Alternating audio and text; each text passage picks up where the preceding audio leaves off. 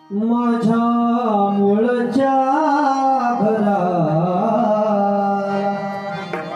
सुंदर मला सुंदर माहेर सांगितलं जनाबाईचं माहेर सांगितलं हुशार आहे त्यांनी सांगितलं आज कीर्तन मायला होती फिरणार जनाबाईंचाच माहेर सांगायचा